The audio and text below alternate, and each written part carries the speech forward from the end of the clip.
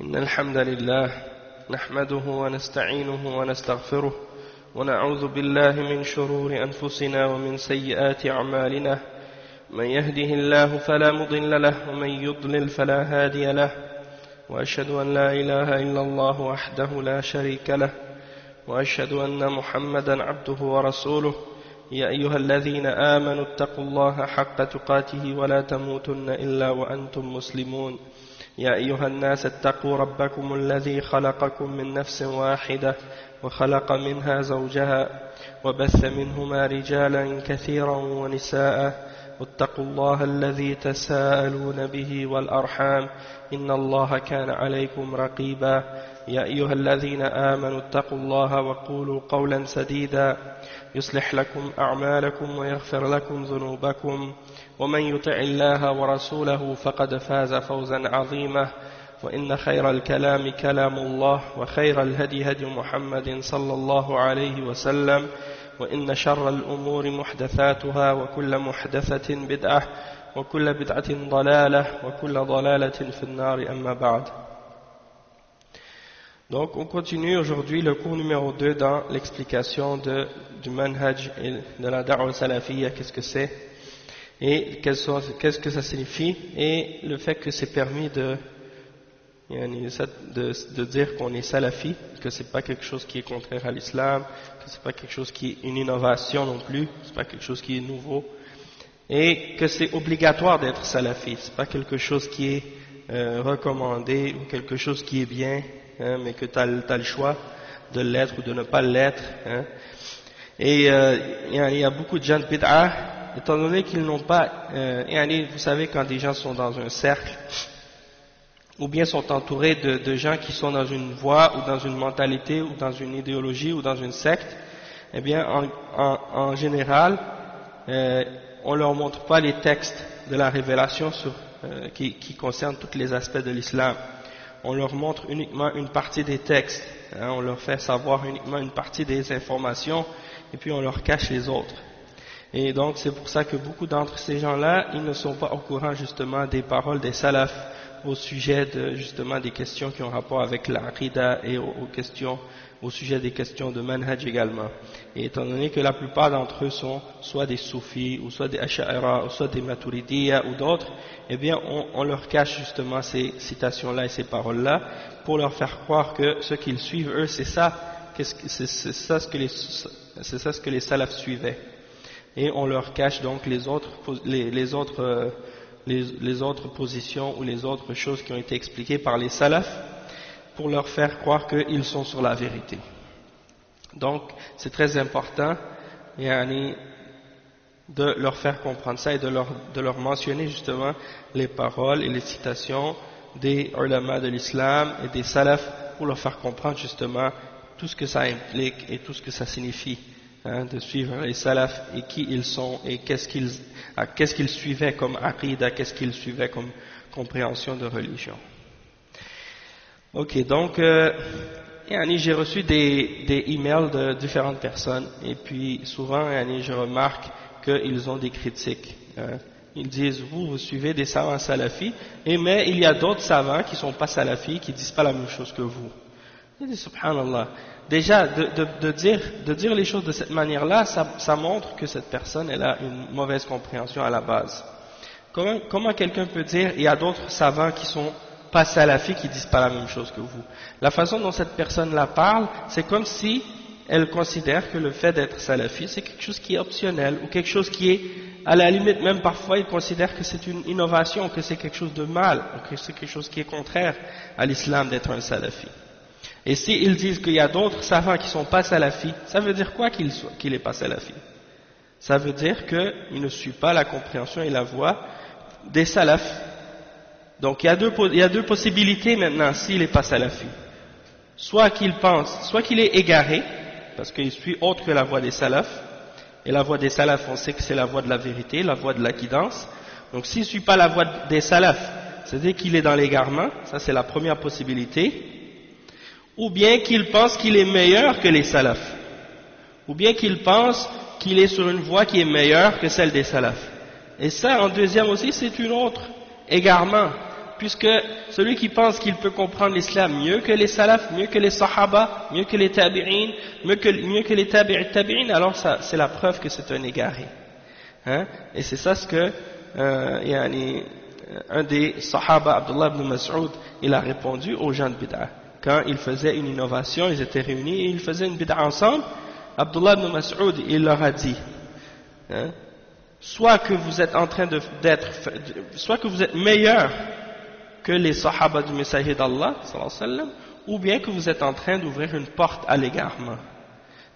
Donc ça c'est la réalité. Si des savants, soi-disant comme ces gens-là le prétendent, ne sont pas salafis, alors ce sont des savants qui ne sont pas sur la bonne voie, ce sont des savants de la bid'a. Hein, c'est ça ce que ça signifie. Et donc quand ils sont en train de dire qu'il y a des savants qui ne sont pas salafis, c'est comme s'ils sont en train de dire il y a des savants de la bid'a. Hein, et donc selon eux on devrait se référer aux savants de la bid'a. Et on sait que ça c'est complètement faux, puisqu'on n'a pas le droit de se référer aux savants de la bid'a. Donc maintenant on va continuer les citations dont on a mentionné quelques citations hier, des paroles des ulama de l'islam depuis l'époque des sahaba jusqu'à aujourd'hui. On avait lu la dernière parole, c'était la parole du cheikh Mohammed ibn Uthaymin, et on va en lire d'autres, Inch'Allah. On va en lire d'autres. Aujourd'hui, on va commencer par les paroles du cheikh Salih al-Fawzan, hein, dans le livre de cet étudiant, un des élèves de cheikh Muqbil et du cheikh Mohammed ibn Abdul Wahhab al-Wassabi, qui ont conseillé ce livre et qui ont fait des éloges de ce livre. Le cheikh al-Fawzan, il dit ici: والسلف ومن سار على نهجهم ما زالوا يميزون أتباع السنة عن غيرهم من المبتدعة والفرق الضالة ويسمونهم أهل السنة والجماعة وأتباع السلف ومؤلفاتهم مملوءة بذلك حيث يردون على الفرق المخالفة لفرقة أهل السنة والجماعة أو لفرقة أهل السنة وأتباع السلف. Donc le cheikh il dit, cheikh al-Fawzan, ça c'est mentionné dans un livre qui s'appelle Al-Bayan li Akhta' Ba'd al-Kuttab, il dit les salafs et ceux qui ont suivi leur voie, ils se distinguent toujours, ils distinguent tout le temps les gens qui suivent la sunna de ceux qui suivent des groupes de bid'a parmi les innovateurs et des gens qui suivent des sectes égarées. Donc il y a toujours de la part des salafs une distinction entre ceux qui suivent la sunna, hein, on utilise toujours des termes et des appellations pour faire une distinction entre les gens qui suivent la sunna et les autres, c'est-à-dire parmi les mubtadi'a et les sectes égarées et les groupes d'égarement. Donc ils appellent les gens qui suivent la sunna, ils les appellent Ahl Sunna wal Jama'a, ou bien les gens qui suivent les salafs, hein, et leurs écrits sont remplis de réfutation des sectes qui opposent, de ceux qui ont opposé les gens de la sunna, hein, et les gens qui ont opposé ceux qui suivent les salafs. Donc ça c'est des paroles du cheikh al-Fawzan ici qui nous indiquent que les salafs ce sont ceux qui suivent le Coran et la sunna et qui suivent la voie des gens de la sunna, et en même temps qui réfutent et qui s'opposent aux sectes et aux groupes d'égarement, puis qui se distinguent d'eux en utilisant justement ces appellations-là comme Ahlus Sunnati wal Jama'a ou bien Atba'us Salaf, hein, ceux qui suivent les salafs, ainsi de suite. Donc ça c'est la preuve. Et dernièrement, il y a beaucoup de hizbiyin parmi les Qutbiyya et les Sururi et les Ikhwan qui essaient parce que les Ikhwan c'est ce qu'ils font à travers le temps, ils essaient toujours de s'infiltrer parmi les groupes et parmi les sectes, et même parmi les gens d'Ahl Sunnah, ils essaient de s'infiltrer. Donc ils essaient de s'infiltrer parmi les salafis et puis par la suite utiliser ça justement pour en profiter pour essayer d'égarer un nombre de salafis avec eux et de les amener vers leur groupe ou vers leur tendance. Donc vous avez vu apparaître dans les dernières années, hein, des groupes qui se disent salafis mais qui combattent la da'wa salafiyya, des gens qui portent le qamis et qui portent la barbe et qui en apparence ont l'air des gens qui sont sur la sunna, mais qui sont les premiers ennemis de la da'wa salafiyya.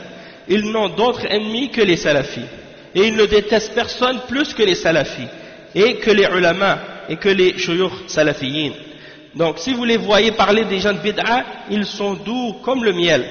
Et ils sont comme des moutons avec les groupes de bid'a, que ce soit les ikhwan, que ce soit les tablir, que ce soit d'autres groupes comme les djihadis et les takfiri. Ils sont toujours prêts à leur chercher des excuses et à leur trouver des prétextes ou des excuses pour les excuser, pour dire que ce sont des gens qui ont fait des erreurs ou des choses comme ça, ou bien ils essaient de dire justement qu'ils sont bons ou qu'ils sont corrects et qu'ils remplissent une des tâches parmi les tâches islamiques qui sont obligatoires, etc. Donc ils considèrent que toutes ces sectes et ces groupes sont complémentaires et ils disent qu'il ne faut pas les critiquer, et ils détestent et ils attaquent et ils critiquent tous ceux qui essaient de mettre en garde contre ces groupes-là. Donc ces gens-là qui se prétendent salafis ou qui se disent salafis, mais qui sont loin de la compréhension et de la voie des salaf salih, ils sont souvent les premiers à critiquer justement le fait de se dire salafi, malgré qu'ils se disent oui on est salafi, mais il ne faut pas le dire, ou il ne faut pas dire qu'on est salafi, parce que ça crée soi-disant de la division, parce que ça crée de la fitna, ou parce que ci et ça, et ils essaient de parler, de mentionner des paroles des ulama salafiyin pour essayer d'attaquer la da'wa salafiyya, pour essayer de montrer que même les savants eux-mêmes, ils ne disent pas qu'il faut être salafi. Et ils essaient de faire des shubuhat aux gens avec ça. Donc ils ont trouvé quelques fatwas, par exemple, de Cheikh Al-Fawzan ou de d'autres mashaykh qui ont par exemple mentionné le fait que il ne faut pas se dire salafi dans le sens de le faire dans le sens d'une tazkiya, ou dans le fait de vouloir se vanter, de dire ça avec orgueil et d'essayer de se montrer meilleur que les autres en utilisant ce terme. Et puis ils ont expliqué que c'est pas juste de dire qu'on est salafi qui est important, mais c'est d'avoir réellement compris les principes des salafs. Et c'est en fait ça que les salafs, que les ulama salafiyyin essaient de mettre de l'avant, et c'est sur ça qu'ils veulent mettre de l'emphase, dans le sens que si quelqu'un se dit salafi, mais que dans sa compréhension de l'aqida et dans son manhaj, il contredit les principes et les fondements de la da'wa salafiyya, comme c'est le cas de ces takfiri ou de ces qutbiyin ou de ces sururi qui se prétendent salafis, eh bien dans ce cas-là ils ne sont pas des salafis, même s'ils utilisent le terme, même si des soufis se disent salafis aujourd'hui, ils ne seront pas considérés comme étant des salafis. La même chose que si un salafi se prétendait autre chose que salafi, et puis qu'il n'accepterait pas les principes ou les fondements d'un autre groupe, il ne serait pas accepté parmi eux. Si par exemple un salafi disait par exemple qu'il est soufi, ou qu'il est par exemple ahbash, et puis qu'il commence à critiquer leurs principes et montrer que leurs principes sont faux, ils vont dire non, toi t'es pas vraiment avec nous, tu dis que tu es avec nous, mais en réalité tu nous contredis. Donc ça c'est des exemples qui montrent que ces gens-là sont des menteurs. Puis maintenant on va lire des paroles du Cheikh Al-Fawzan lui-même, qui nous montrent que quand il parle par exemple du fait de dire qu'on est salafi et que c'est une tazkiya, dans certaines fatwas qu'il a mentionnées, il faut comprendre que quand on mentionne des paroles des ulama, il ne faut pas juste prendre une fatwa comme ça et puis la présenter comme si c'était la seule explication de ce cheikh ou la seule position, dans le sens qu'il y en a qui essaient de prendre une fatwa comme ça qui a été dit dans un contexte ou dans un sujet bien spécifique, et puis ils l'appliquent comme si c'était la seule parole de ce cheikh, alors que en réalité il y a beaucoup d'autres paroles de ce cheikh qui ont été mentionnées justement à ce sujet-là et qui clarifient justement cette position. Donc on va lire ensemble des fatwas du Cheikh Al-Fawzan à ce sujet encore une fois, pour clarifier que c'est pas ce que le Cheikh Al-Fawzan voulait dire lorsqu'il disait par exemple que c'est une tazkiya de se dire salafi. Lui, dans ce sens-là, il parlait surtout de la personne qui écrit son nom, puis qui après son nom dit par exemple as-salafi, comme ça d'une façon un peu vantarde ou des choses de ce genre, ça dans ce cas-là c'est pas bien si tu vas le dire de cette manière-là, dans le but de te vanter ou dans le but de te faire une tazkiya à toi-même, mais si tu le dis dans le sens pour clarifier ta position, pour expliquer que tu es sur la aqida des salaf et que tu suis leur manhaj et que tu es sur la vérité, dans ce cas-là c'est obligatoire bien entendu de le clarifier, d'être sur cette position-là, et que c'est pour distinguer entre la vérité et le mensonge. Donc dans le recueil de fatwa de Cheikh Al-Fawzan, Muntaqa Al-Fatawa de Cheikh Al-Fawzan, il y a la question suivante: يتردد على ألسنة بعض الناس أن فلانا هذا سلفي وفلانا غير سلفي، فما المقصود بالمذهب السلفي؟ ومن أبرز من دعا إليه من علماء المسلمين؟ وهل يمكن تسميتهم بأهل السنة والجماعة أو الفرقة الناجية؟ ثم ألا يعتبر هذا من باب التزكية للنفس؟ Donc quelqu'un a posé la question, il y a beaucoup de gens qui répètent qu'un tel est un salafi et qu'un tel n'est pas salafi. Qu'est-ce qui est voulu? Qu'est-ce qu'on veut dire par la voie des salafs, ou que le madhab salafi? Qu'est-ce que ça signifie? Qui sont les plus grands savants qui ont appelé à cette voie? Et est-ce qu'il est possible de les appeler Ahl Sunnati wal Jama'a ou bien le groupe sauvé, Al-Firqatun Najiyah? Et puis est-ce qu'on peut considérer que ça c'est une sorte de vantardise ou du fait que tu essaies de te purifier toi-même ou de te glorifier toi-même, tazkiyatun lin-nafs.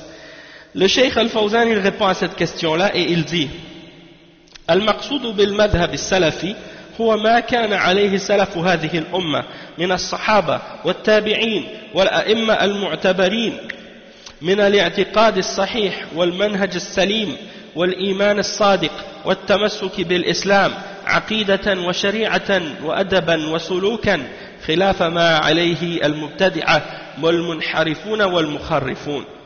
ومن أبرز من دعا إلى مذهب السلف الأئمة الأربعة وشيخ الإسلام ابن تيمية وتلاميذه والشيخ محمد بن عبد الوهاب وتلاميذه وغيرهم من كل مصلح ومجدد، حيث لا يخلو زمان من قائم لله بحجة، ولا بأس من تسميتهم بأهل السنة والجماعة فرقا بينهم وبين أصحاب المذاهب المنحرفة، وليس هذا تزكية للنفس وإنما هو من التمييز بين أهل الحق وأهل الباطل. Donc il dit le cheikh à la fin: وليس هذا تزكية للنفس وإنما هو من التمييز بين أهل الحق وأهل الباطل. Donc on va lire ensemble, on va traduire cette fatwa. Qu'est-ce qu'il a dit le cheikh? Il dit: qu'est-ce qu'on veut dire par la voie, le manhaj salaf ou le madhab salafi? C'est ce que suivaient les salafs de cette umma, c'est-à-dire les prédécesseurs de cette umma, à partir des sahaba et des tabi'in et des imams qui sont reconnus et qui sont considérés par la umma, de la aqida qui est bonne, c'est-à-dire on suit les sahaba, les tabi'in et les imams de l'islam dans leur aqida, dans leur bonne aqida et dans leur manhaj et dans leur foi qui était sincère et dans leur accrochement à l'islam, comme dans leur aqida, dans leur sharia, dans leur manière et dans leur comportement, contrairement à ce que suivent les mubtadi'ah, les gens de bid'ah, et les gens qui ont dévié, et les gens qui déforment la réalité, qui suivent des choses contraires à la vérité. Et parmi les plus importants de ceux qui ont invité les hommes à la voie des salafs, parmi cette umma, il y a les 4 imams, Abu Hanifa, l'imam Malik, l'imam Al-Shafi'i, l'imam Ahmad ibn Hanbal, rahimahumullah. Il y a Cheikh al-Islam ibn Taymiyyah ainsi que ses élèves Ibn al-Qayyim et les autres, rahimahumullah. Et il y a le Cheikh Muhammad ibn Abdul Wahhab et ses élèves, rahimahumullah.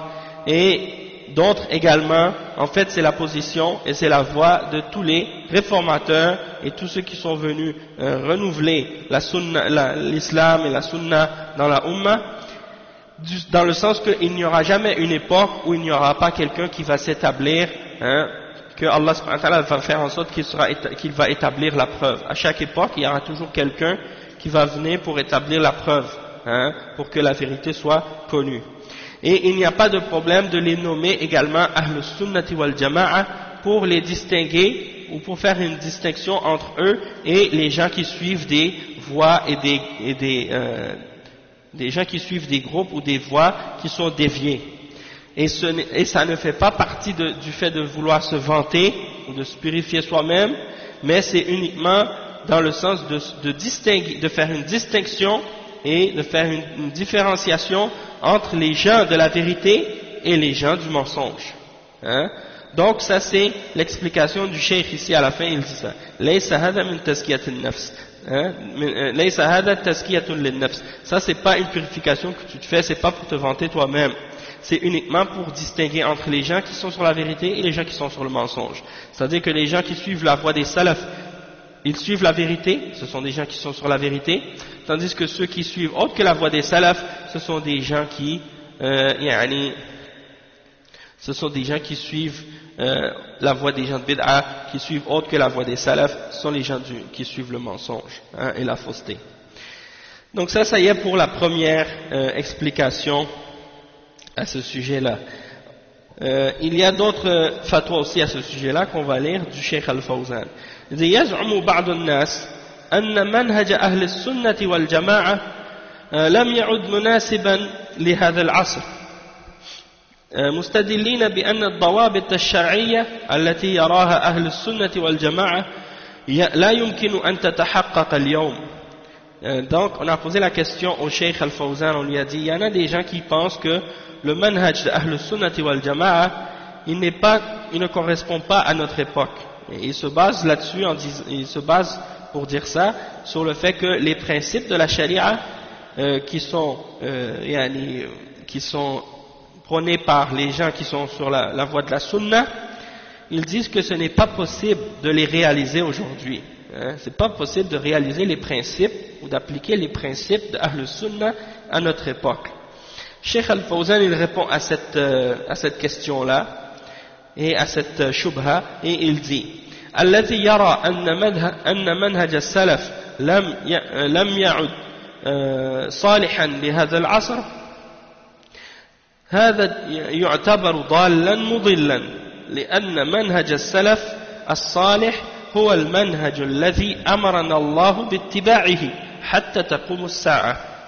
Le cheikh il commence en disant celui qui pense ou celui qui considère ou qui croit que de suivre le manhaj des salafs c'est pas possible, c'est pas quelque chose qui est possible ou qui est bon ou qui est applicable à notre époque, celui-là on le considère comme un égaré et un égareur. C'est-à-dire il est égaré en lui-même et c'est quelqu'un qui veut égarer les gens aussi. Parce que la voie des salaf as-salih, c'est la voie que Allah nous a ordonné de suivre jusqu'à ce que vienne l'heure du jugement dernier. يقول صلى الله عليه وسلم فإنه من يعش منكم فسيرى اختلافا كثيرا فعليكم بسنتي وسنة الخلفاء الراشدين المهديين من بعدي تمسكوا بها وعضوا عليها بالنواجذ. كلهم يعني رواه الإمام أحمد في سننه ورواه أبو داود في سننه والترمذي في سننه كلهم من حديث العرباد بن سارية رضي الله عنه وهذا خطاب للأمة إلى أن تقوم الساعة وهذا يدل على أنه لا بد من السير على منهج السلف وأن منهج السلف صالح لكل زمان ومكان. Le cheikh il dit certains pensent que, donc il répond à ça, on a lu qu'est-ce qu'il a dit tout à l'heure. Après il mentionne des preuves, il dit que le prophète Mohammed sallallahu alayhi wa sallam a dit il y aura des gens qui celui qui va vivre après moi il verra beaucoup de divergences, alors accrochez-vous à ma sunna et à la sunna de mes successeurs bien guidés après moi. Accrochez-vous à ça, accrochez-vous à celle-ci et mordez dedans avec vos molaires. Et ça c'est rapporté par, comme on a dit, l'imam Ahmad, Abu Daoud et At-Tirmidhi, ils l'ont tous rapporté selon Al-Irbad ibn Sariya, et ça c'est une parole qui s'adresse à toute la Ummah jusqu'à l'heure du jugement dernier.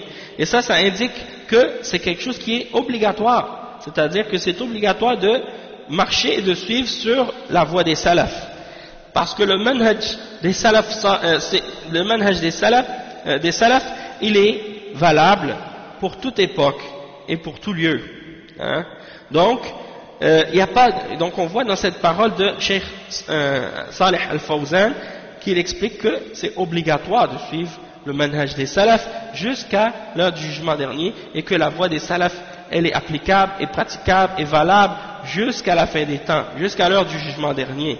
Hein? Et il dit ensuite والله سبحانه وتعالى يقول والسابقون الأولون من المهاجرين والأنصار والذين اتبعوهم بإحسان رضي الله عنهم ورضوا عنه اتبعوهم بإحسان اتبعوهم بإحسان يشمل الأمة إلى أن تقوم الساعة فالواجب والذين اتبعوهم بإحسان يشمل الأمة إلى أن تقوم الساعة فالواجب عليها أن تتابع منهج السابقين الأولين من المهاجرين والأنصار. والإمام مالك بن أنس يقول لا يصلح آخر هذه الأمة إلا ما أصلح أولها. فالذي يريد أن يعزل الأمة عن ما فيها ويعزل الأمة عن السلف الصالح يريد الشر للمسلمين ويريد تغيير هذا الإسلام ويريد إحداث البدع والمخالفات هذا يجب رفضه ويجب قطع حجته والتحذير من شره لأنه لا بد من التمسك بمنهج السلف والاقتداء بالسلف ولا بد من السير على منهج السلف وذلك في كتاب الله عز وجل وسنة رسوله صلى الله عليه وسلم كما ذكرنا. فالذي يريد قطع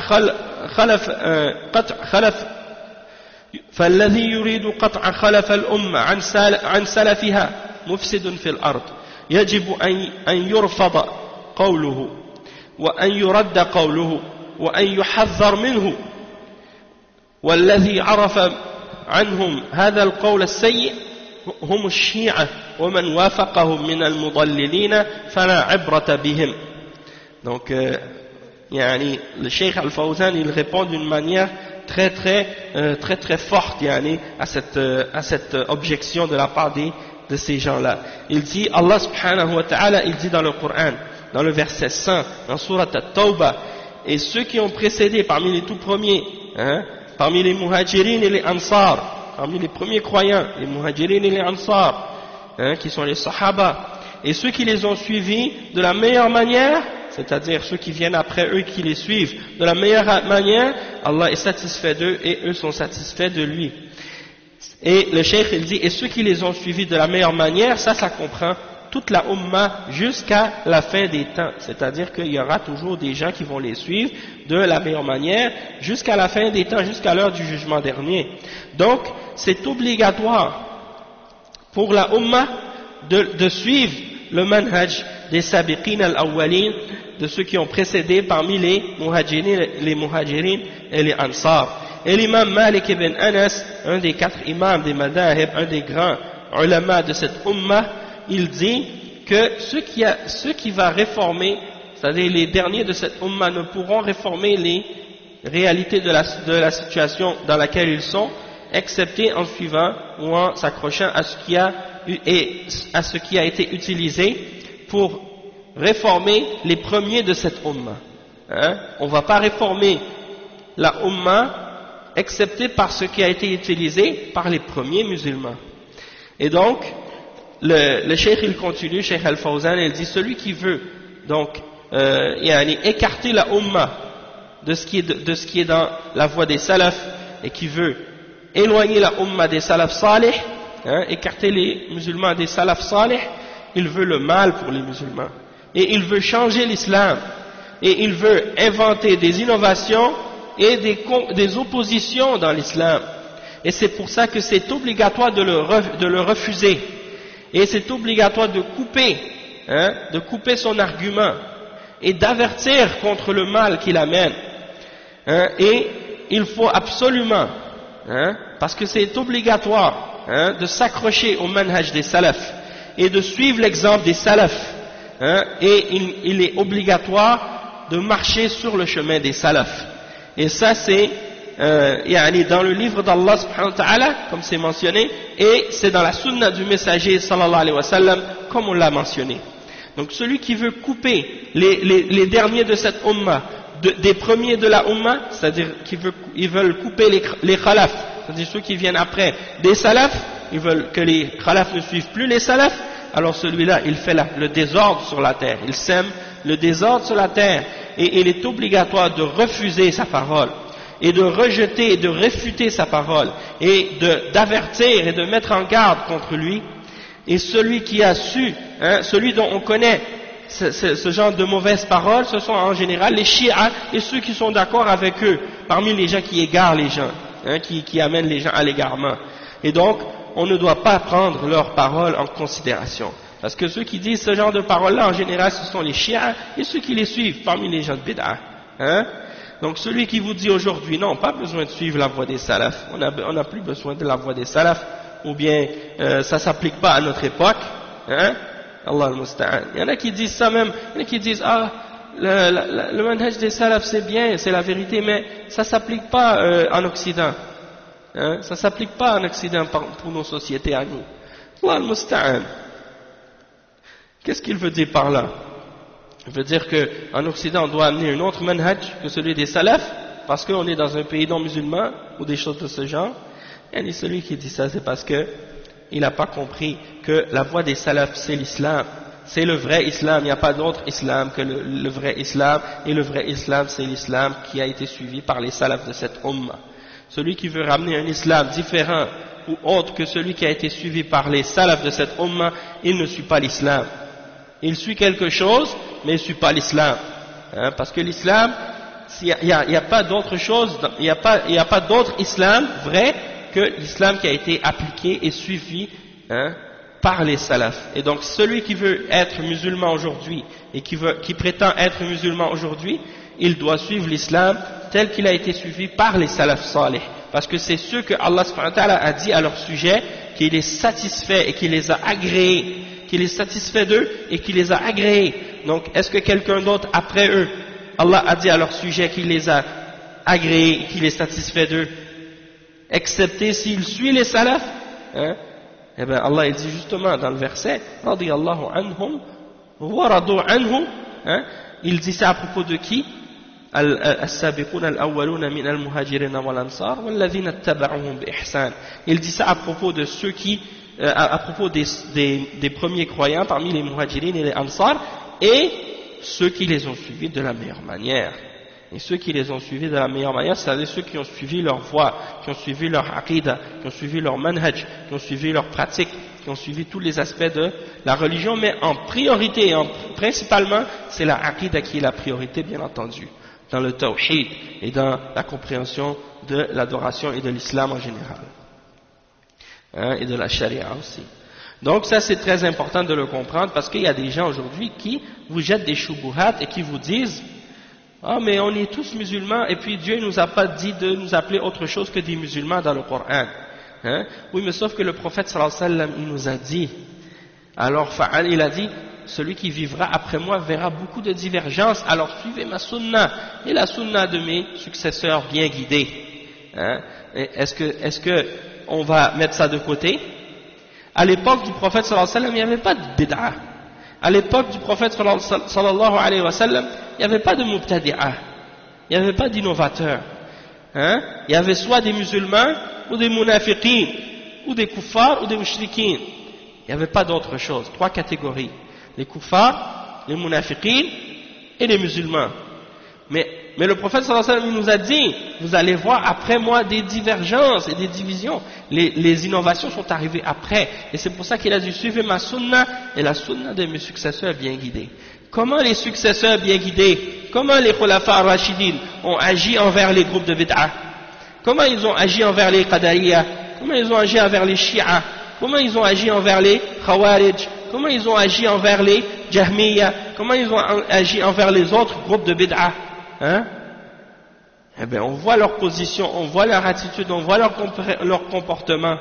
hein, comment ils les ont catégorisés, comment ils les ont étiquetés, comment ils les ont distingués, comment ils se sont distingués d'eux en disant qu'ils sont sur la sunna, hein.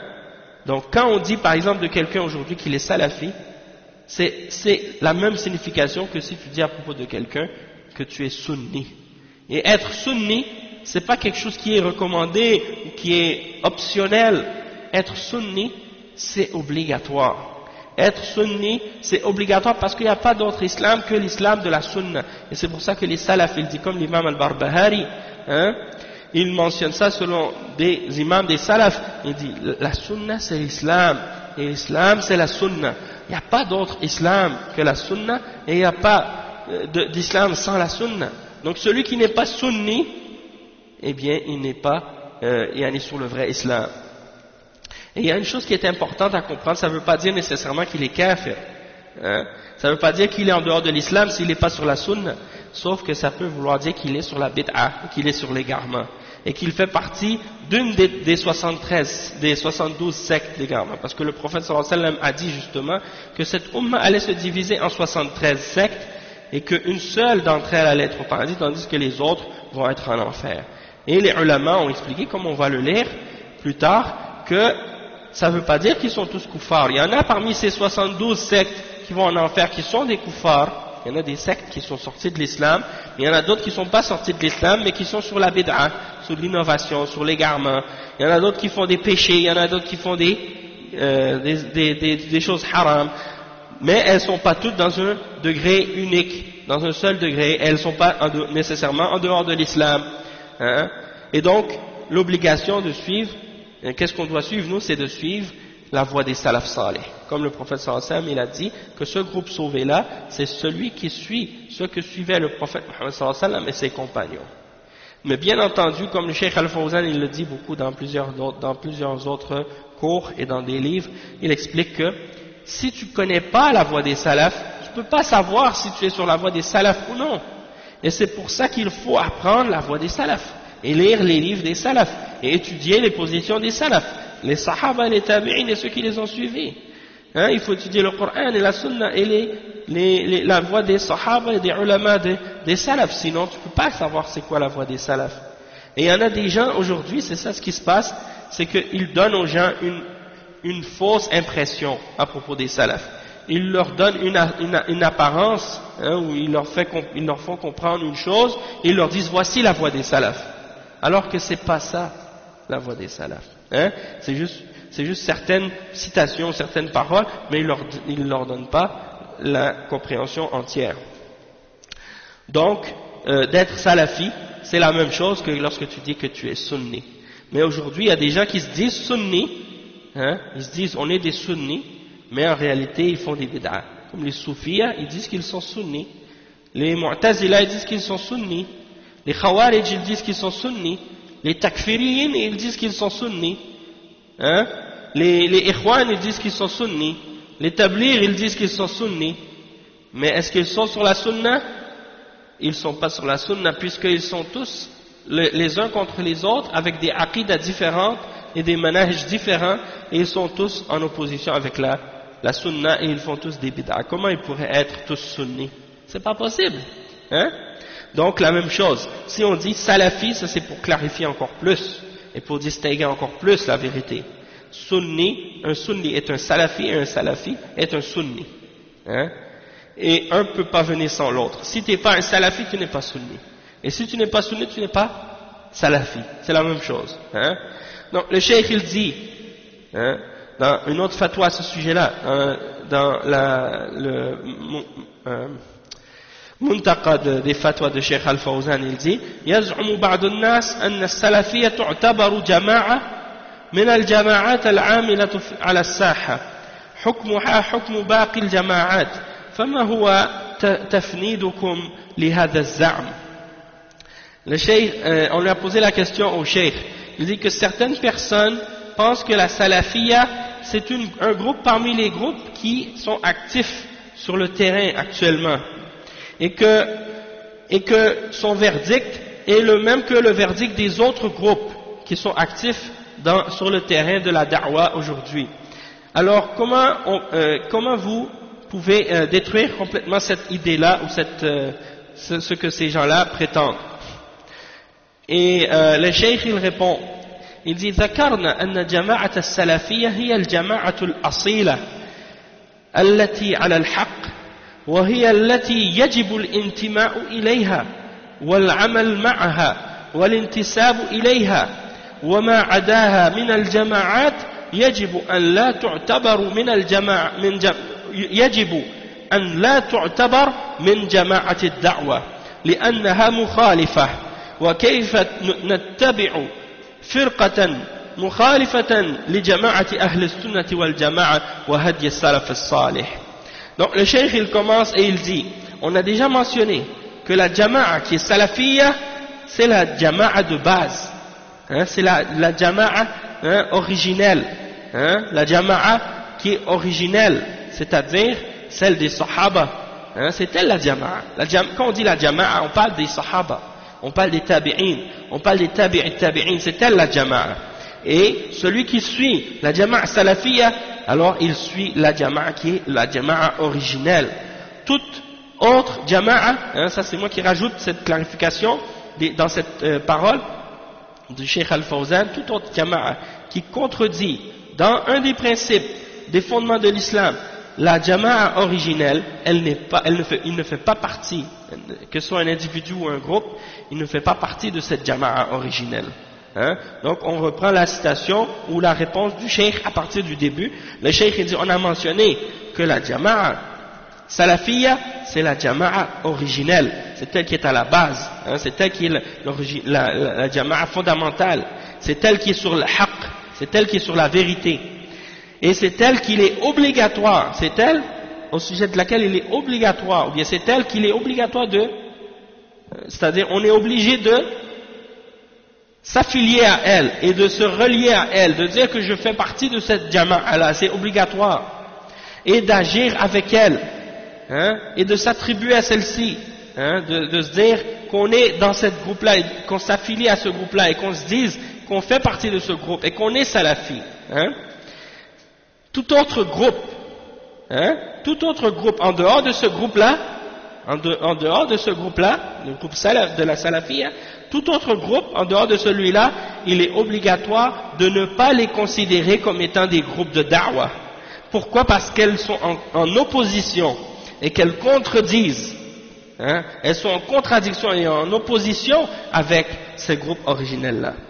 Alors, comment on peut suivre une secte ou un groupe qui est en opposition avec le groupe de Ahl Sunnati wal Jama'a et la guidance des Salaf al-Salih, hein? Donc, le cheikh, il commence sa réponse de cette manière-là. Et ça nous fait comprendre quoi? Ça nous fait comprendre que les groupes qui existent actuellement, en dehors de la voie des salafs, en dehors du manhaj des salafs, honte que les gens qui suivent la jama'a de base, ces groupes-là, on les appelle des sectes, hein, comme ça a été mentionné dans les paroles des ulama, on va les lire dans les autres cours qui vont venir. Tout autre jama'a, honte que ceux qui suivent la voie des salafs, honte que les salafis sont considérés comme des sectes d'égarement. Hein? Et donc, il continue le cheikh, il dit فالقول إن الجماعة السلفية واحدة من الجماعات هذا غلط. فالجماعة السلفية هي الجماعة الوحيدة التي يجب اتباعها والسير على منهاجها والانضمام إليها والجهاد معها وما عداها فإنه لا يجوز للمسلم الانضمام إليه لأنه من الفرق الضالة. وهل يرضى الإنسان أن ينضم إلى الفرق الضالة؟ Regardez qu'est-ce qu'il dit le Cheikh Al-Fawzan ici. Ça c'est encore pour répondre à ceux-là qui ramènent des paroles de Cheikh Al-Fawzan ou d'autres ulama parmi les ulama salafiyin pour essayer de critiquer la salafiyya et pour essayer de dire aux gens qu'il ne faut pas se dire salafi. Hein? Regardez ce qu'il dit Cheikh Al-Fawzan encore. Il dit, on dit la parole de ceux qui disent que la jama'a salafiyya est une parmi les jama'at présentes actuellement, hein, parmi les groupes islamiques soi-disant, ça c'est une chose fausse, c'est une erreur, hein, parce que la jama'a salafiyya c'est l'unique groupe qu'il est obligatoire de suivre. c'est le seul et l'unique groupe qu'il est obligatoire de suivre et dont il est obligatoire de marcher sur sa voie et dont il est obligé de s'y affilier, à laquelle il est obligatoire de s'y affilier et de lutter avec elle. Tout autre en dehors de celle-ci, alors il n'est pas permis aux musulmans de s'y affilier. Et pourquoi? Parce qu'elle fait partie des sectes d'égarement. Et est-ce que le musulman est satisfait? Est-ce qu'un individu est satisfait de s'affilier et d'entrer dans une des sectes d'égarement? Le cheikh il dit ensuite: والرسول صلى الله عليه وسلم يقول عليكم بسنتي وسنة الخلفاء الراشدين المهديين من بعدي. رواه الإمام أحمد في مسنده ورواه كما l'a dit أبو داود الترمذي في سننه كلهم عن العرباد ابن سارية. وسئل الرسول صلى الله عليه وسلم عن الفرقة الناجية فقال ما أنا عليه وأصحابي. ومن حديث ابن عمر رضي الله عنه، هذا رواه الترمذي من حديث ابن عمر وابن ماجه بنحوه من حديث عوق بن مالك وأنس بن مالك. Et il mentionne d'autres également. Donc, yani, وأبي هريرة. Ok, il y en a d'autres ulama qui l'ont mentionné. وهل يريد الإنسان النجاة ويسلك غير طريقها ترجو النجاة ولم تسلك مسالكها إن السفينة لا تجري على اليابس. Qu'est-ce qu'il dit le cheikh? Il dit, alors le prophète sallallahu alayhi wa sallam a dit, alors suivez ma sunna et la sunna de mes successeurs bien guidés après moi, comme on l'a dit tout à l'heure, rapporté selon Al-Arbad ibn Sariya. Et il mentionne également le hadith dans lequel il dit, quand le prophète sallallahu alayhi wa sallam a été questionné au sujet du groupe sauvé, il a répondu en disant, c'est ce que je suis moi-même aujourd'hui et mes compagnons, comme c'est rapporté selon At-Tirmidhi dans son Sunan, le hadith de Abdullah ibn Umar et Ibn Majah également et bien d'autres. Ensuite il dit, est-ce qu'un homme veut le salut et qu'il suit autre que la voie du salut?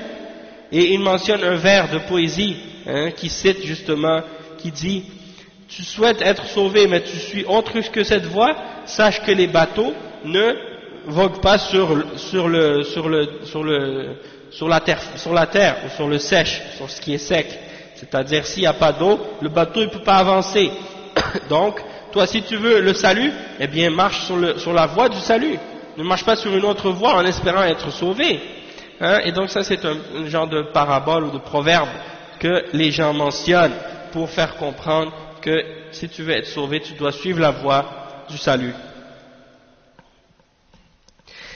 Ensuite, le cheikh, il dit, ما وجه صحة نسبة الجماعات الموجودة اليوم إلى الإسلام أو وصفهم بالإسلامية، وما صحة إطلاقة لفظ الجماعات عليها، وإنما جماعة المسلمين واحدة كما في حديث حذيفة رضي الله عنه.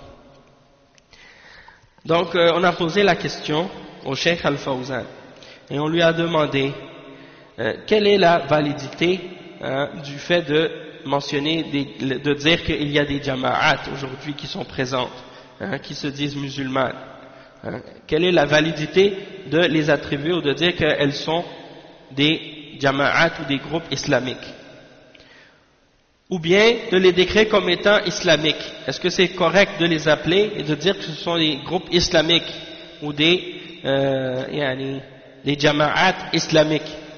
Et quel est le verdict au sujet de les appeler des jama'at?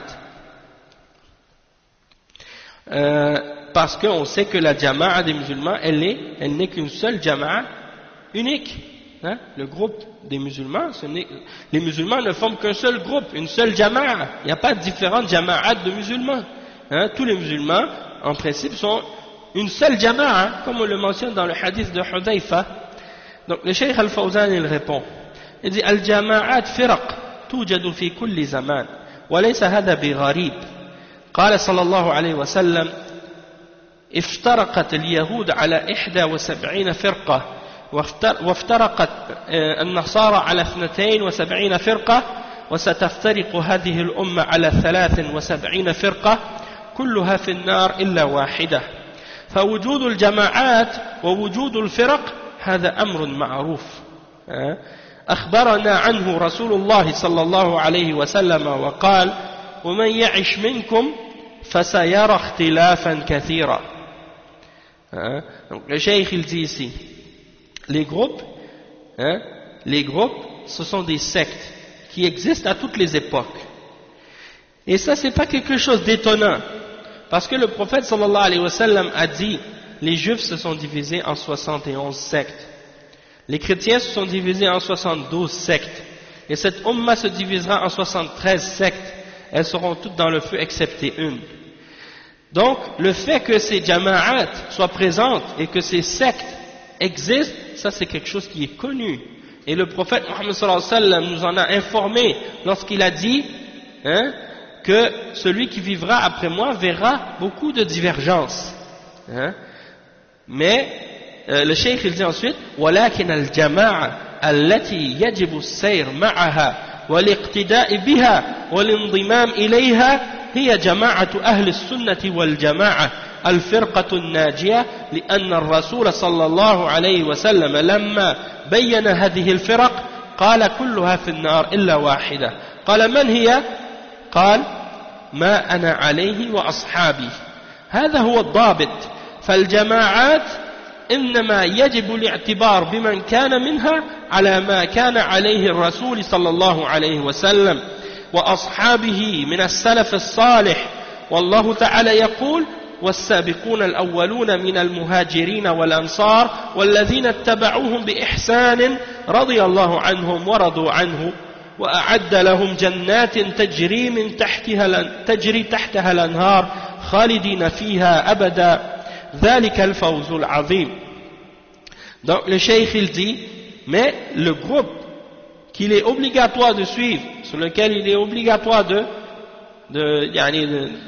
avec lequel il est obligatoire de s'affilier, de suivre, et dont on doit absolument suivre l'exemple, c'est le groupe de Ahl Sunnati wal Jama'a, le groupe sauvé, celui que le prophète sallallahu alayhi wa sallam a désigné en disant, parmi tous les groupes, qu'elles seront toutes en enfer excepté une, toutes les sectes seront en enfer excepté une. Et il a dit, laquelle est-ce, ô messager d'Allah? Il a dit, c'est celle qui suit ce que je suis moi-même ainsi que mes compagnons. Ça c'est le critère, c'est ça la base, c'est ça le critère. Tous les groupes, toutes les jama'at, on doit obligatoirement les prendre en considération, parmi elles, celles qui, on doit uniquement prendre en considération parmi elles, celle qui est sur ce que suit le messager d'Allah sallallahu alayhi wa sallam et ses compagnons parmi les salaf salih. Comme Allah subhanahu wa ta'ala le dit dans le verset 100 dans Surat At-Tawbah qu'on a mentionné tout à l'heure. Et les tout premiers parmi les muhajirin et les ansar, et ceux qui les ont suivis de la meilleure manière, Allah est satisfait d'eux, et eux sont satisfaits de lui, et Allah a préparé pour eux des jardins sous lesquels coulent les ruisseaux pour y demeurer éternellement, et ça c'est le grand succès. Et donc, à ce point ici, j'aimerais juste faire un petit commentaire à ce sujet-là. Comme on l'a expliqué tout à l'heure et que je l'ai mentionné déjà, c'est que il y en a des gens qui vont vous dire non, moi je suis pas soufi, je suis pas ikhwani, je suis pas salafi, je suis pas wahhabi, je suis pas tabliri, je suis pas ci, je suis pas ça. Moi je suis juste musulman. Et ça c'est une idée que beaucoup de gens essaient de propager aujourd'hui. Pourtant, quand on observe leur manhaj et leur croyance, leur aqidah, on remarque qu'ils font partie de ces sectes-là sans même le savoir, ou même parfois ils le savent, mais ils font semblant qu'ils ne le savent pas, ou bien ils font semblant plutôt qu'ils sont innocents ou qu'ils sont naïfs et qu'ils ne savent pas qu'ils font partie de ces sectes-là. En voulant dire, l'important c'est qu'on est musulman. Le problème quand quelqu'un dit ça, le problème qui se présente quand quelqu'un dit ça, c'est de savoir, oui, tu dis que tu es musulman, et tu dis qu'on est tous musulmans, peu importe la bid'a, peu importe la secte, peu importe le groupe. Le problème c'est, qu'est-ce que c'est l'islam? C'est quoi l'islam? Hein, tu dis qu'on est tous musulmans? D'accord, tu prétends qu'on se dit tous musulmans? Oui, c'est vrai, on se dit tous musulmans avec la bouche. Mais c'est quoi l'islam qu'on suit? Est-ce qu'on est tous en train de suivre le même islam? Est-ce qu'on est en train de suivre le même islam que suivaient les sahaba du messager d'Allah sallallahu alayhi wa sallam?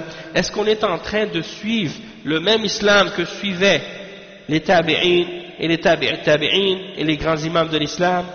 Est-ce qu'on a la même aqidah que eux? Alors ça, c'est la preuve de leur contradiction et de leur mensonge, puisque chacune de ces sectes, chacun de ces groupes a une aqidah différente de l'autre. Hein? Tu ne peux pas me dire que les Maturidis ils ont la même aqidah que les Asha'ira, ils ont des divergences entre eux. Tu ne peux pas me dire que les Asha'ira et les Maturidis ont la même aqidah que les Mu'tazila, ils ont des divergences entre eux, ils s'opposent entre eux, ils se font le takfir entre eux. Tu ne peux pas me dire que les Khawarij ils ont la même aqidah que les Murji'a, ou que les Murji'a ont la même aqidah que les Shi'a, ou que les Soufis ont la même aqidah que les Salafis, ou que les autres groupes. Chaque groupe a une aqidah différente. Le problème c'est ça, elles se contredisent toutes les unes les autres. Deux choses contradictoires ne peuvent pas être vraies en même temps. C'est soit qu'il y en a une qui est vraie ou qu'il y en a une autre qui est vraie. C'est comme ceux qui disent, par exemple, ceux qui disent ça, hein, parce que les salafs ils ont dit, la voie de la sunna parmi les sectes, elle est comparable à l'islam parmi les religions, hein, dans le sens que elle se distingue entre elles. Et la même chose quand tu vois par exemple des musulmans qui essaient d'appeler à l'unité des religions, et ils disent non, il ne faut pas faire la distinction entre les chrétiens, les juifs, les musulmans, les autres. On est tous des croyants. Et c'est ça l'important. Il ne faut pas distinguer. On est tous croyants, on croit tous en un Dieu unique. Il y en a qui vous disent ça. Eh bien ça, c'est, bien entendu, c'est de l'égarement, puisque les juifs et les chrétiens sont des koufars et des mouchriquins. Ils ne sont pas des croyants. Et donc il faut faire la distinction. Et il y en a parmi les musulmans qui veulent faire la même attitude, qui veulent avoir le même attitude, mais avec les sectes d'égarement. Donc ils vous disent, non, on est tous musulmans à l'intérieur de l'islam, on dit tous la ilaha illallah, on fait la salat, on fait le jeûne, et on porte la barbe, on suit les règles de l'islam, on suit la charia, on est d'accord avec l'islam. Oui, mais c'est quoi cet islam? C'est quoi la compréhension que vous avez du tawhid? C'est quoi la compréhension que vous avez de la sunna? C'est quoi la compréhension que vous avez des fondements de cette aqidah et de cette croyance islamique? Toutes ces sectes et tous ces groupes-là se contredisent tous les uns les autres. Ils ne peuvent pas tous être sur la vérité. Il faut qu'il y en ait parmi eux qui sont sur la vérité, ou il faut qu'il y en ait un qui est sur la vérité, tandis que les autres qui sont sur l'égarement. Et le prophète sallallahu alayhi wa sallam nous a dit de suivre le groupe, de suivre uniquement le groupe qui est sur la vérité. Et c'est pour ça que les groupes de bid'a et les hizbiyin aujourd'hui, ils détestent les salafis. C'est leur bête noire, c'est leur ennemi numéro un. Ils n'ont pas d'autres ennemis sur la terre que les salafis. Pourquoi?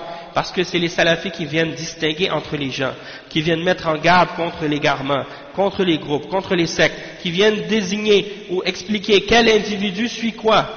Lui un tel, il est takfiri. Lui un tel, il est soufi. Lui un tel, il est habashi. Lui un tel, il est ikhwani. Lui un tel, il est tablighi. Lui un tel, il est maturidi. Lui un tel...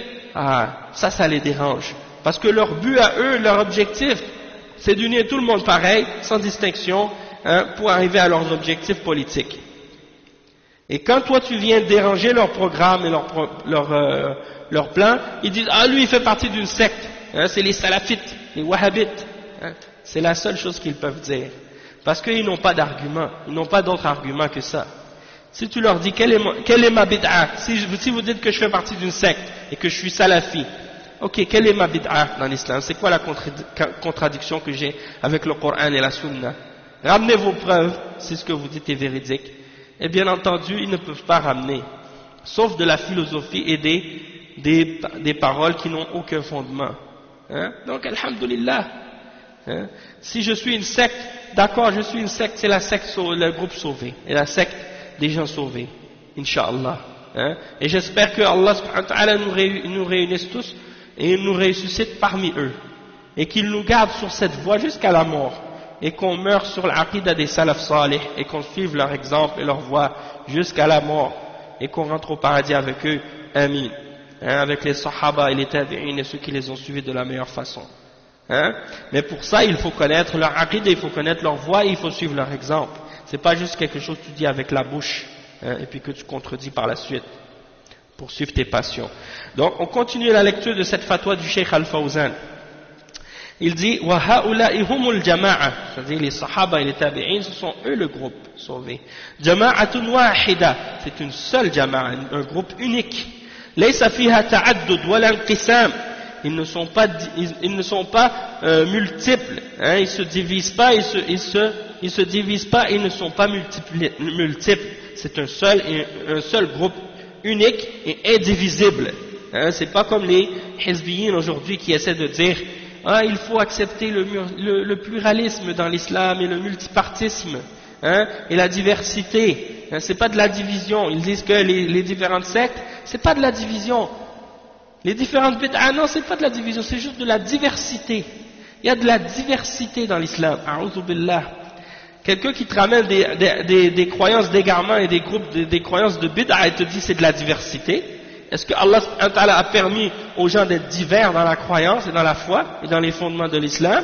Allah dans le Coran il nous interdit de nous diviser et il a interdit la division et les sectes et les groupes. Et il y a plein de versets à ce sujet-là dans le Coran. Comment quelqu'un peut nier ça? Allah al-musta'an. Donc le cheikh il continue et dit laysa fiha ta'addudun wa l'inqisam. Donc elle ne se divise pas, c'est un groupe unique et elle ne peut pas être multiple.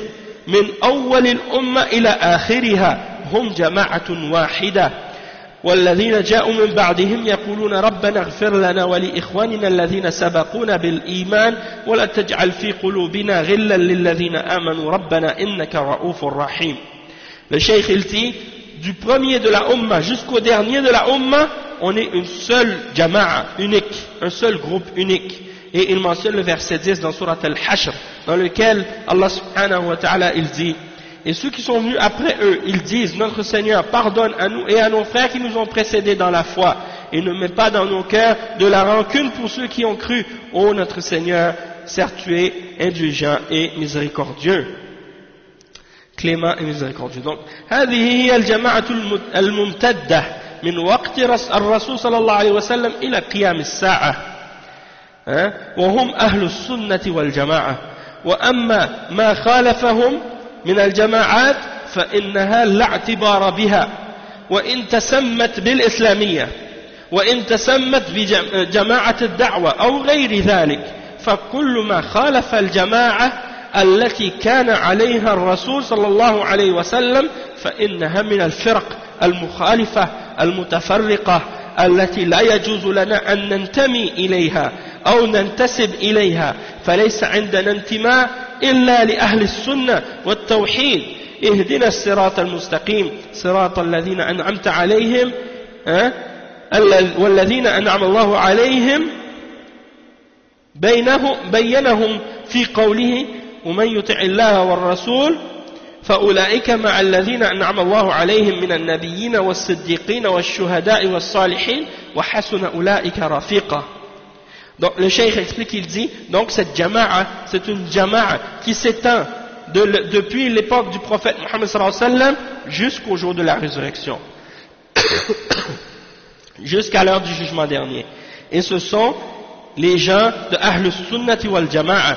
Tous ceux qui les opposent parmi les groupes, on ne les considère même pas, on ne les prend même pas en considération, même s'ils se nomment islamiques, même s'ils se nomment pour un groupe de da'wah ou autre, tous ces groupes-là ont contredit le groupe qu'il est obligatoire de suivre et qui suit ce que le prophète sallallahu alayhi wa sallam suivait.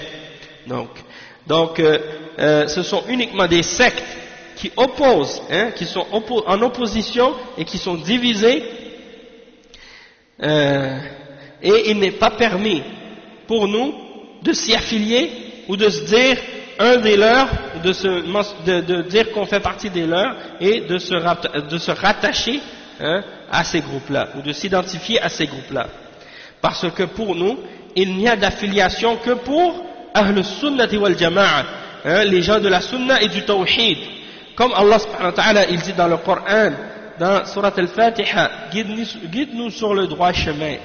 Le chemin de ceux sur qui tu as mis ta grâce. Hein? C'est-à-dire, ceux sur qui Allah subhanahu wa ta'ala a mis sa grâce, ce sont qui? Ce sont, ils ont été clarifiés par Allah dans Surat An-Nisa, le verset 69. Allah subhanahu wa ta'ala, il dit, et quiconque obéit à Allah et aux messagers, alors ceux-là sont avec ceux sur qui Allah a mis sa grâce, parmi les prophètes, parmi les véridiques, parmi les témoins et parmi les hommes pieux, et ceux-là seront les meilleurs compagnons. وحسن أولئك رفيقا. Le cheikh il dit والجماعة التي اتخذت منهجها فالجماعة التي اتخذت منهجها كتاب الله اتخذت منهجها كتاب الله وسنة رسوله صلى الله عليه وسلم وعملت بقوله صلى الله عليه وسلم فإنه من يعش منكم فسيرى اختلافا كثيرا فعليكم بسنتي وسنة الخلفاء الراشدين المهديين من بعدي تمسكوا بها وعضوا عليها بالنواجذ وإياكم ومحدثات الأمور هؤلاء هم الجماعة المعتبرة وما عداها من الجماعات كلهم من الجماعات فإنه لا اعتبار بها بل هي جماعة مخالفة وتختلف في بعدها عن الحق وقربها من الحق ولكن كلها تحت الوعيد كلها في النار إلا واحدة نسأل الله العافية. Le cheikh il termine cette fatwa en disant donc les groupes qui ont pris comme voie le livre d'Allah et qui ont agi selon la parole du prophète sallallahu alayhi wa sallam lorsqu'il a dit que celui qui vivra après moi verra beaucoup de divergences, alors suivez ma sunna et la sunna de mes successeurs bien guidés après moi, accrochez-vous à celle-ci et mordez dedans avec vos molaires et prenez garde aux choses inventées dans la religion. Donc ceux qui suivent cette parole, ceux-là sont le groupe qui est considéré, celui qu'on doit prendre en considération, et tous les autres qui sont en dehors de ce groupe-là, parmi les autres groupes, on ne les prend pas en considération.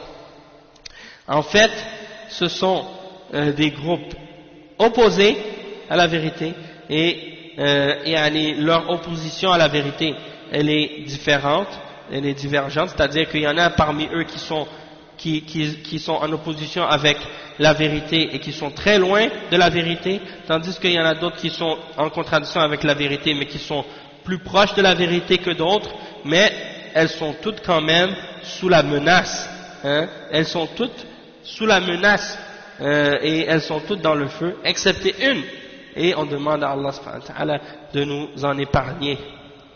Et donc ça c'est une autre des fatwas sur ce sujet-là. Maintenant on va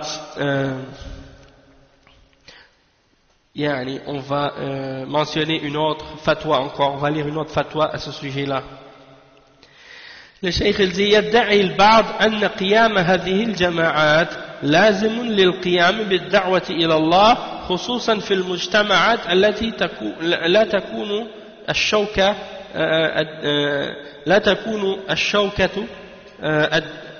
تكون شوكة الدين فيها ظاهرة.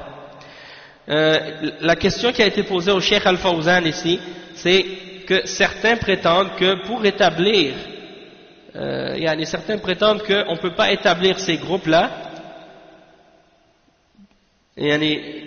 Certains prétendent que ces groupes-là, c'est obligatoire pour établir la da'wah, en particulier dans les sociétés dans lesquelles la religion n'a pas une grande force apparente. Donc ils posent la question au cheikh, est-ce que c'est vrai? Qu'est-ce que certains prétendent? Que ces groupes-là, c'est nécessaire aujourd'hui pour établir la da'wah dans les pays, en particulier dans les pays où la religion n'a pas vraiment une force apparente. Le cheikh il répond à ce sujet-là. Le cheikh il dit ad-da'watu ila Allah matluba wa wajiba qala subhanahu wa ta'ala ud'u ila sabili rabbika bil hikmati wal maw'izati al hasanah ولكن ليس من منهج الدعوة أن يتفرق المسلمون وأن تكون كل طائفة منهم تزعم لنفسها أنها على حق وأن غيرها ليس على حق كما هو الواقع في هذه الجماعات اليوم.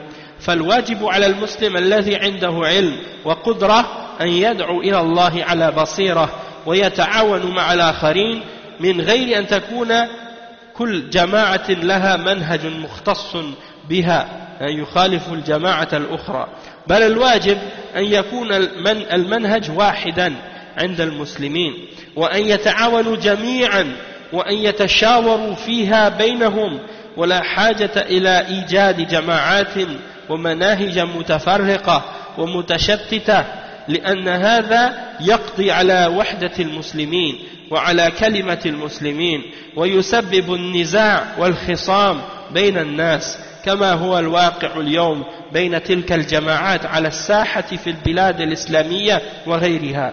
فليس من ضروريات الدعوة تكوين جماعة، وإنما من ضروريات الدعوة أن من عنده علم وعنده حكمة وعنده معرفة أن يدعو إلى الله عز وجل ولو كان واحدا.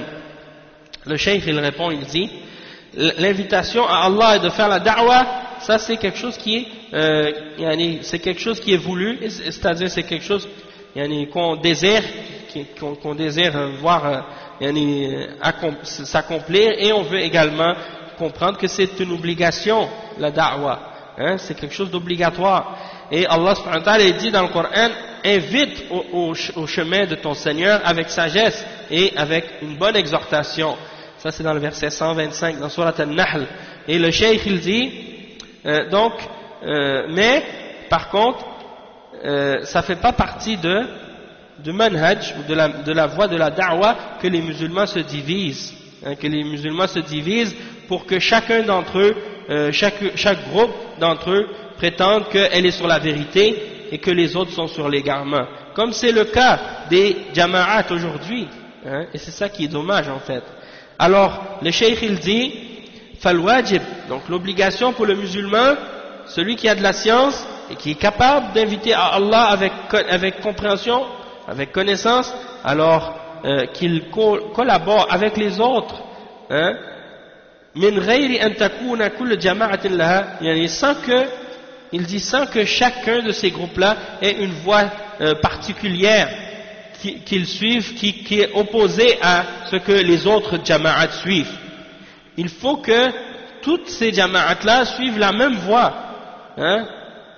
Il faut que, il dit, bal al-wajib an yakuna al-manhaj wahidan 'inda al-muslimin. Il faut que tous les musulmans suivent la même voie dans la façon de faire la da'wah, et qu'ils collaborent tous ensemble sur cette même voie-là, et qu'ils se consultent ensemble dans cette voie-là.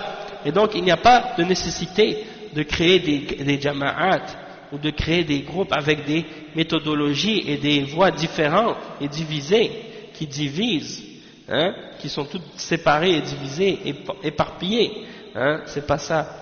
Et il dit que ça va détruire l'unité des musulmans. Ça va détruire la parole de l'unité des musulmans.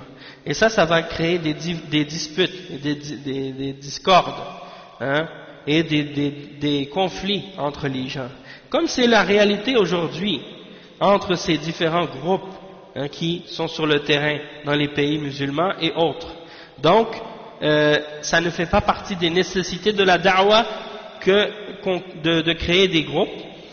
La nécessité de la da'wah, c'est uniquement que celui qui a de la science et qui a de la sagesse et qui connaît la religion, alors qu'il invite les gens à Allah, même s'il est tout seul. Et donc ça c'est pour répondre à ceux qui appellent justement à ces groupes-là et qui pensent qu'il faut faire des groupes. Maintenant il y en a qui, donc on comprend cette fatwa ici du cheikh à la lumière des autres fatwas qu'on vient de lire tout à l'heure précédemment, du fait qu'il faut collaborer ensemble sur la vérité. Le problème maintenant, qu'est-ce qui se passe? C'est qu'il y a des groupes de bid'a qui veulent appeler les musulmans à s'unir, mais ils veulent appeler les gens à s'unir sur leur méthodologie, qui est une méthodologie contraire à la méthodologie des salaf as-salih. Et ils pensent que toute personne qui critique sa voie et sa méthodologie et qui refuse de les suivre dans leur initiative et dans leur programme ou dans leur projet, ils les considèrent comme étant des gens qui veulent diviser les musulmans, qui veulent diviser la Ummah. Hein? Donc ils veulent dire aux salafis, par exemple, arrêtez de nous critiquer, arrêtez de nous diviser, travaillons tous ensemble, hein, en harmonie, sans se critiquer, puis on va tous être en train de collaborer ensemble dans le bien pour appeler à l'islam, pour l'intérêt de la da'wah.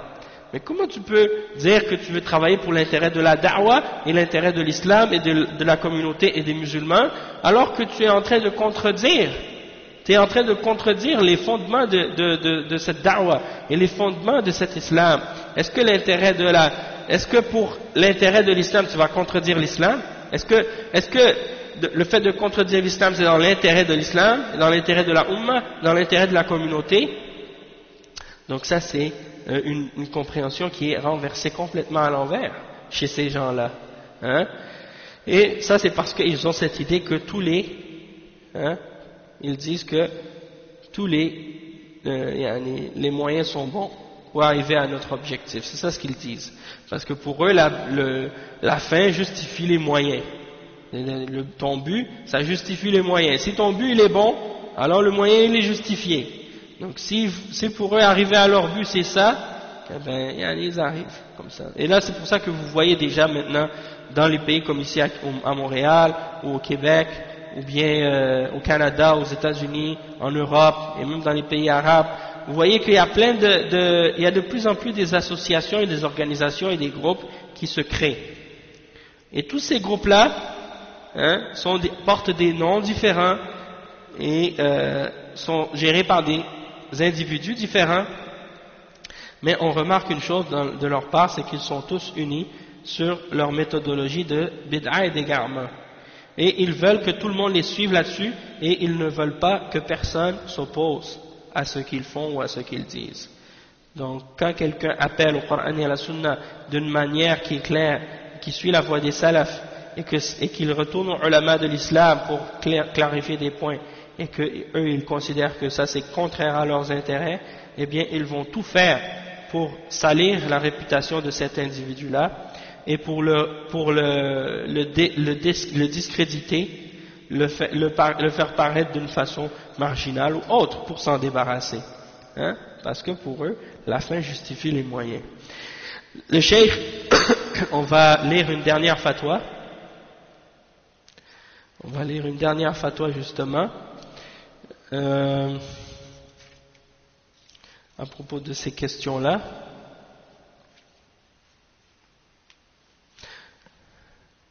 Ok. Il y a une autre question qui a été posée au cheikh, et ça c'est une question très importante. Il dit من الأمور الغير المتضحة عند الشباب مسألة الانضواء تحت الجماعات. فما وجه الحقيقة في هذا الأمر، خاصة وأن البعض يقول إن الخلاف في منهج الدعوة فقط، أما الأساس فنحن متفقون عليها. Donc, il y a quelqu'un qui a posé la question au cheikh, et ils lui ont dit, il y a des choses qui n'ont pas été tellement claires, ça n'a pas été tellement bien clarifié pour les jeunes, c'est la question du fait de s'affilier aux différents groupes. Quelle est la réalité au sujet de cette affaire? En particulier, alors que certaines personnes disent que la divergence qui est entre nous, c'est uniquement dans la méthodologie de la da'wah seulement. Mais dans les fondements, on est tous d'accord sur les fondements. Il y en a qui disent ça. On est d'accord sur les fondements, mais on est différent dans la méthodologie, comment on fait la da'wah. Hein? Il y en a qui disent ça comme argument.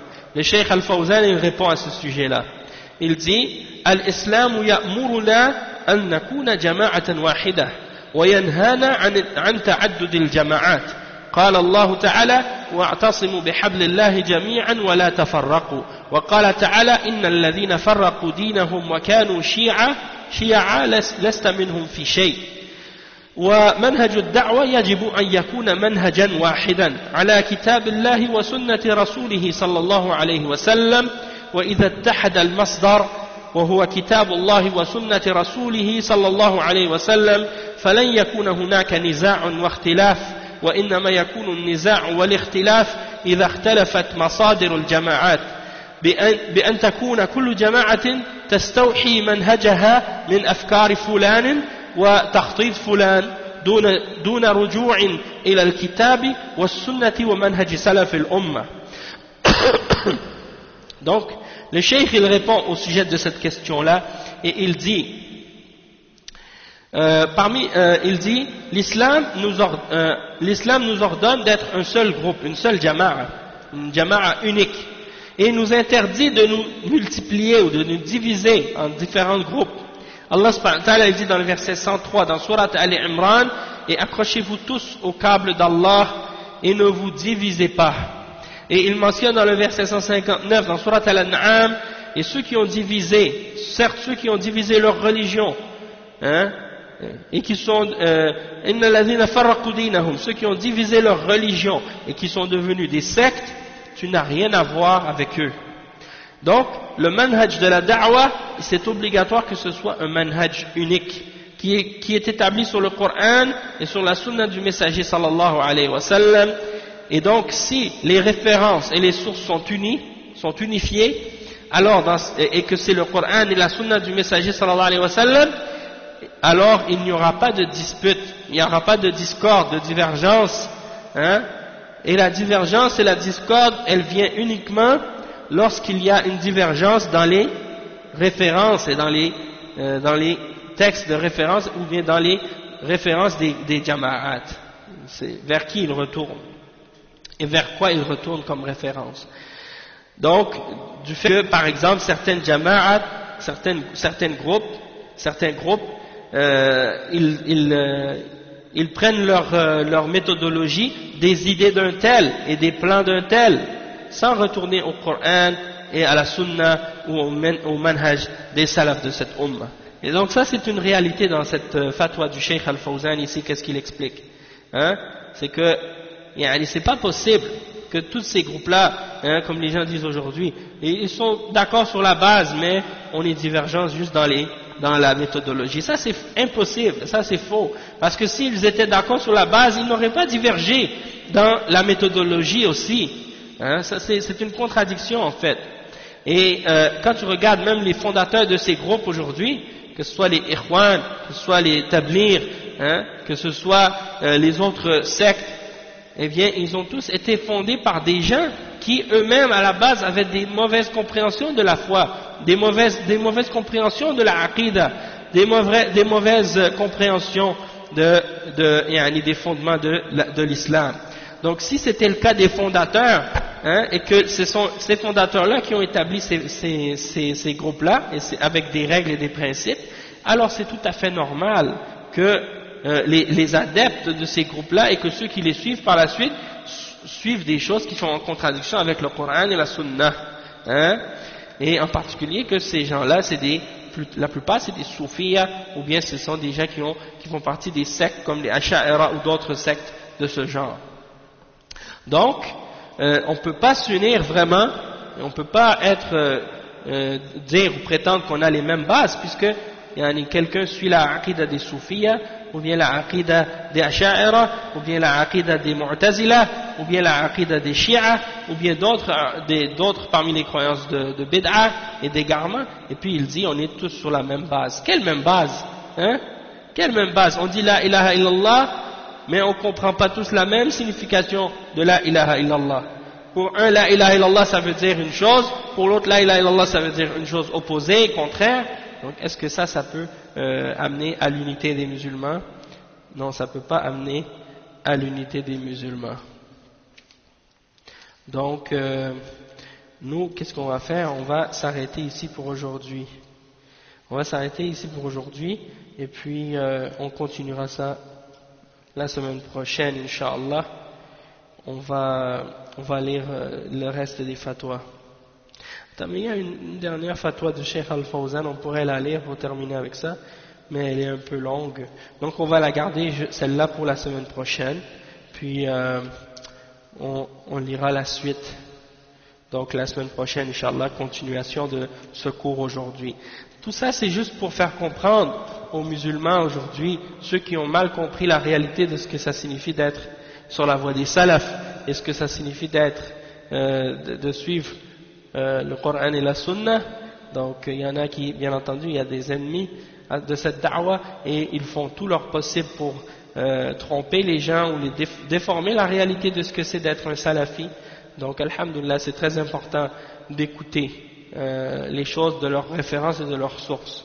Nous on l'a expliqué, on l'explique encore. C'est comme les gens qui amènent la shubha aussi, qui disent que par exemple Cheikh Ibn Uthaymin aurait dit que comme si quand il a parlé des salafis, il a mentionné que il les a mentionnés parmi les autres groupes en disant que c'était un groupe parmi les autres. Sauf que Cheikh Ibn Uthaymin il a spécifié ce qu'il voulait dire dans cette parole-là.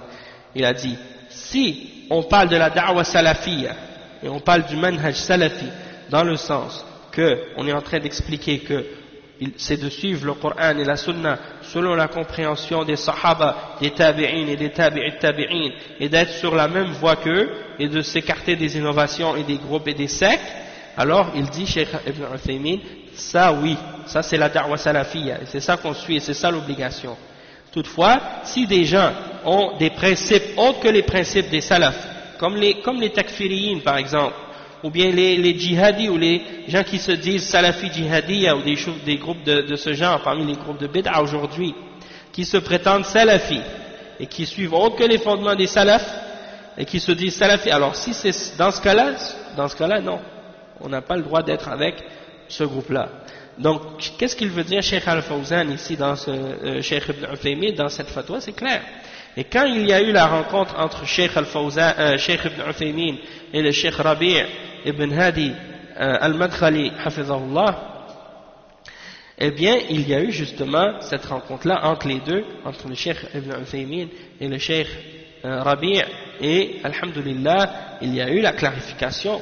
À ce moment-là, Cheikh Ibn Uthaymin il a dit oui, si c'est ça la salafiyya dont vous parlez, dans ce cas-là oui on est d'accord avec cette salafiyya-là, et la salafiyya c'est de suivre le Coran et la Sunna selon la compréhension des Sahaba et des Tabi'in et de ceux qui les ont suivis de la meilleure façon. Ça c'est obligatoire de le suivre.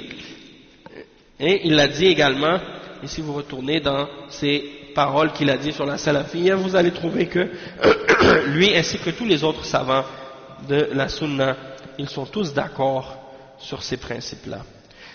Ils sont tous d'accord que la salafiyya c'est la vérité et que c'est la voie qu'on doit suivre et que tous les musulmans sont obligés de suivre. Donc qu'est-ce qui est obligatoire pour les autres qui sont pas salafis aujourd'hui ou qui se disent pas salafis aujourd'hui? Qu'est-ce qui est obligatoire pour eux? S'ils veulent sortir de la menace dont le prophète sallallahu alayhi wa sallam a parlé dans le hadith des 73 sectes, qu'il a dit qu'il y en a une seule qui serait au paradis, il y en a une seule qui serait au paradis, que les 72 autres seraient en enfer. Donc ils doivent savoir qu'ils doivent quitter ces sectes et ces groupes-là, se repentir et revenir à la vérité, revenir à la voie des salafs. Les soufis doivent quitter le soufisme, les chiites doivent quitter la religion des chiites, les khawarij doivent quitter la voie des khawarij, du takfir et de la rébellion contre les dirigeants. Les qadariya doivent quitter la qadariya, les mu'tazila doivent quitter les i'tizal, ainsi de suite. Les ikhwan doivent quitter la secte des ikhwan, et les tablighs doivent quitter la voie des tablighs et faire tawbah, se repentir et revenir à la voie des salafs dans la aqidah et dans le manhaj. Les asha'ira doivent quitter l'ash'ariya, les maturidiya doivent quitter le maturidiya, et ainsi de suite. Et ils doivent tous accepter et revenir et se repentir et suivre la voie des salaf as-salih. Ça c'est l'obligation pour tous les musulmans de la terre, sans exception. Peu importe de quel pays ils viennent ou de quel endroit ils sont dans le monde, on est tous, chacun d'entre nous, obligés d'être un salafi. On n'a pas d'autre voie à suivre, pas d'autre exception. Donc on va s'arrêter ici, Inch'Allah, pour aujourd'hui. Subhanakallahumma wa bihamdik, ashhadu an la ilaha illa ant, astaghfiruka wa atubu ilayh. Et puis demain, on a le cours de l'explication de Al-Usul al-Thalatha avec le sharh du Cheikh Muhammad Aman al-Jami. Barakallahu fikum, wassalamu alaykum wa rahmatullahi wa barakatuh.